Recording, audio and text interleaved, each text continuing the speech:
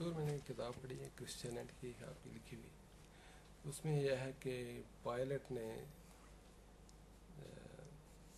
اپنی بیوی کی خواب بیس رکھتے ہوئے ایک تو معصوم قرار دیا. یہ سلیپ کے اوپر ٹائم بہت کم رکھا. پھر اس کے بعد ہڈیاں بھی حضرت عیسیٰ علیہ السلام کی نہیں توڑی گئی تھیں. ایک بات تو اس کتاب سے ظاہر ہے کہ یہ احتراماً کیا گیا تھا کہ اس کے دل کے پر اثر تھا کہ حضرت عیسیٰ علیہ السلام مگر اس نے کوئی مخفی ہدایت دی ہوگی، ورنہ یہ کام جو ہوا ہے تو اس کے علم میں نہیں تھا. یہ نہیں کہہ سکتے کہ اس نے کھلی کھلی ہدایت دی. ان سپاہیوں نے جن کا یہ کام تھا انہوں نے نہیں توڑی. تو میرا سوال یہ ہے کہ اس وقت موت کا یقینی طور پر کہنے کے لیے کہ آدمی مر گیا ہے یا نہیں، ایک تو تھا کہ وہ نیزہ مارتے تھے، دیکھتے تھے کہ اگر خون بہہ رہا ہے تو اس کا مطلب دل حرکت کر رہا ہے، وہ زندگی کی نشانی. دوسرا یہ ہے کہ اگر تھوڑا بہت آدمی بے ہوش ہو یا کوما میں ہو، اس کو زور سے مارا جائے، درد جیسے ہڈیاں توڑنے سے درد ہوتا ہے، ایک رد عمل ہوگا اس کے اندر. تو ایک تو یہ چیز ہے، اور دوسرا میرا خیال ہے، میں سوچ رہا تھا کہ ہڈیاں توڑنے سے ایک یہ بھی تھا کہ یقین واقع یہ موت واقع ہو جائے، وارد ہو جائے. بالکل ٹھیک ہے. کیونکہ اگر صرف ایک آدمی کو باندھا گیا ہو تو خون دل کی طرف سے تو جا رہا ہے اور مسلز نے پیچھے واپس بھجوانا ہوتا ہے. ٹھیک ہے.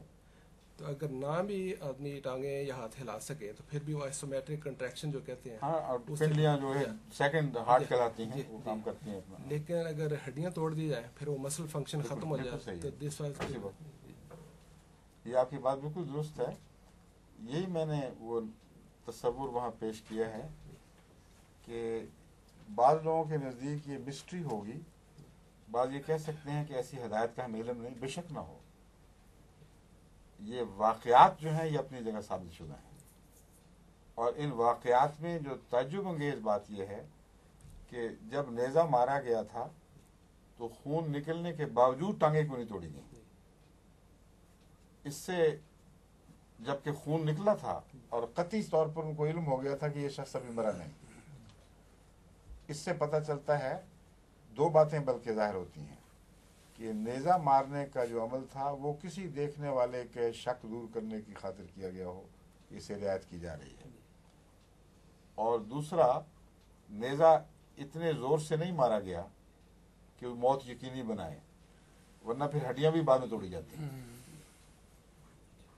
اور یہاں جو لیکچر ہوا تھا، ایک ہمارے انگریز چوٹی کے ڈاکٹر نے جو ڈیلیورنس فرام کراس کے مضمون پر لیکچر دیا تھا، جب بھی ہمارا جلسہ منعقد ہوا، اس نے باقاعدہ تصویر کھینچ کے میڈیکلی یہ دکھایا تھا کہ ایک آدمی لٹکا ہو یوں تو اس کے یہاں پلوریسی کا ہونا ایک طبی امر ہے، اور پلوریسی سے اس کے دل اور بیرونی سطح کے درمیان پانی کی ایک تھیلی بن جاتی ہے، اور وہ پانی کی تھیلی اس کے دافع ہو جاتی ہے نیزے کے وہاں تک پہنچنے پر.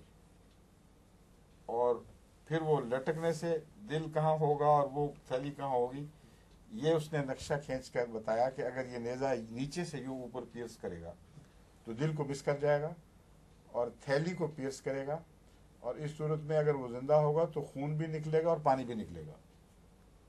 تو یہ باتیں میں اس لیے بیان کی تھی کہ یہ ثابت ہو کہ عقلی طور پر مسیح کی زندگی کا امکان اس کی موت کے احتمال سے بہت زیادہ ہے. ٹھیک ہے.